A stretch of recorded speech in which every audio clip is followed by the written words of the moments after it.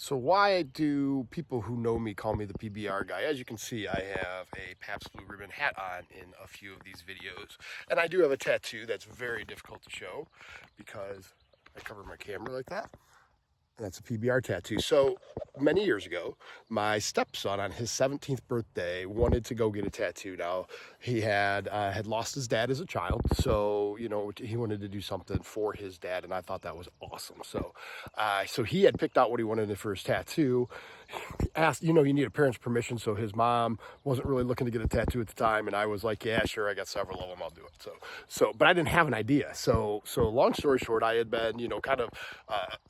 Gotten into this Pabst Blue Ribbon thing years earlier when it was on special, Tall Boys, and I just kind of, associated with the brand. It's red, white, and blue. It's all American, and I call it the best medium beer there is. It isn't light beer, isn't a heavy beer. It's just a great medium beer. So, but how does that pertain back to leadership? And in that day, I didn't, putting a permanent piece of ink on your body for somebody else pretty much isn't something that maybe anybody or a lot of people would do, but I did it because it meant a lot to my stepson, and it was important for him to have somebody there and share that experience with them, especially after kind of what they went through as kids. So I was all in. So that part was authentic. Now you can laugh about is PBR a good message to send when you're talking about leadership and things like that, whatever.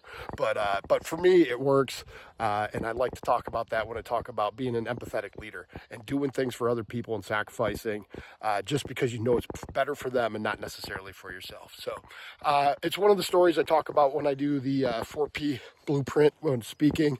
I have a whole bunch other that I'll be putting on here, so you'll be able to see them all.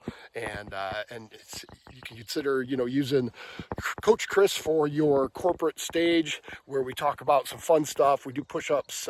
We might even do a little disco dancing. It'll be great. Thanks.